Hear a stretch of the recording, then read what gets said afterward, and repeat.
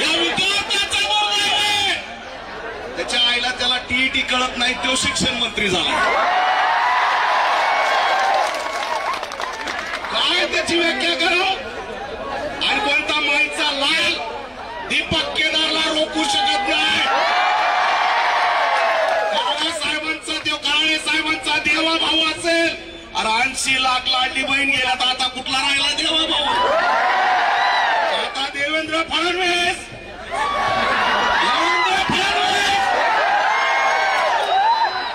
अरे काय ते काय शिक्षण मंत्री.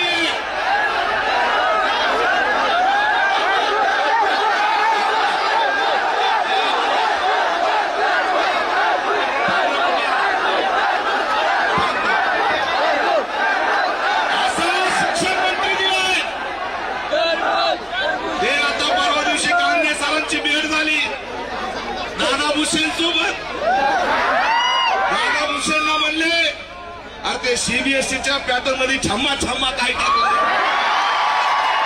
दादा भुसे म्हणते ते काय असते. ते म्हणले अरे टीईटीचा पेपर फुटला. ते म्हणे कधी फुटला. अरे काय शिंदे साहेब. अरे एकनाथ शिंदे साहेब शिक्षणाची थट्टा थांबवा. डॉक्टर बाबासाहेब आंबेडकरांचं शिक्षण जर हिरावून घेण्याचा प्रयत्न केला तर सत्ता हिरावून घेण्याची ताकद विद्यार्थी. एकनाथ शिंदे तुमच्याकडे माणूस नसेल. काय ते पांढरे केसेन दादा भुसे. तुमच्याकडे जर शिक्षण मंत्र्याला माणूस नसेल. हा दीपक केदार इथून सांगतोय प्राध्यापक विठ्ठल कांगणेला शिक्षण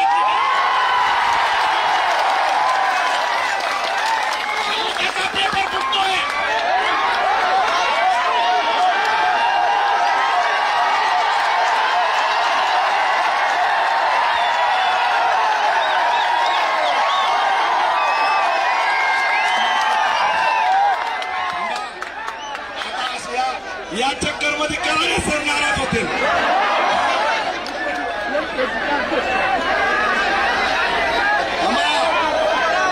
एकनाथ शिंदेकडे माणसं नसतील तर आम्ही माणसं देतो. विद्यार्थ्यांची थट्टा थांबवा.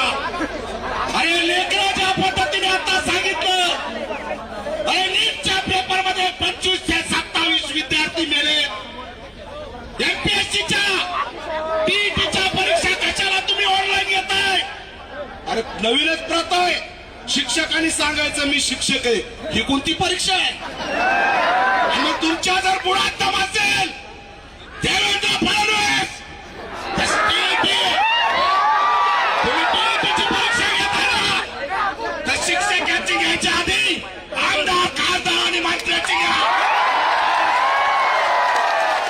आणि त्यांची औलाद शिक्षण संपवायला निघाले. दुसरं तिसरं काही नाही.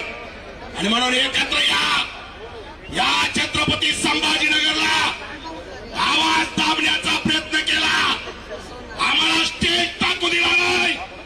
फडणवीस 2029 ला तुला जर ट्रायलीवरती उभा नाही केलं ट्रायलीवर उभा करणाऱ्याला विद्यार्थी आहेत आणि जालिनवालचा बागचा हत्याकांड करता का. गोंडमारा करता का. आमचा श्वास दाबता का. लाज वाटली पाहिजे यांना विद्यार्थ्यांचा कोंडमारा करायला. पण लक्षात ठेवा ताकदीने हे थांबले थांब. ताकदीने हे आंदोलन यशस्वी झालंय. जोरात टाळ्या वाजून इथून टाकून द्या. सगळ्यांना रोखलं. विद्यार्थ्यांना धमकावलं. त्या अकॅडमी वाल्यांना सुद्धा धमकावलं. अभिजित दिपके इथं कॉक्रोच म्हणून आले. ते कॉक्रोच आहेत. त्यांना वाटत असेल अभिजित दिपके कॉक्रोच आहेत. पण साला इथं पॅन्थर उभा आहे. पॅन्थर बोर्ड घेतल्याशिवाय राहणार नाही. 2 कोटी विद्यार्थी 2 कोटी. पुढे आम्ही ठरवणार 2 कोटी मतदार आहेत विद्यार्थी महाराष्ट्रात. शेवटचं शेवटचं एक वाक्य आणि माझं भाषण संपवतो.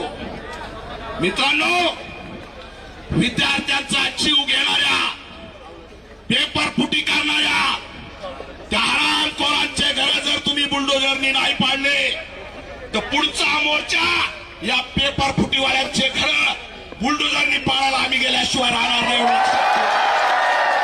माझी हिंमत आली नाही पाहिजे कारण या हरामखोरांचं एन्काउंटर काय एन्काउंटर होत नाही. अरे 27 विद्यार्थी आमचे मारतायत आणि ह्या सगळ्यांना VIP ट्रीटमेंट, करोडो रुपयाचा घोटाळा, ही सगळी साखळी आहे शिक्षण संपवण्याची.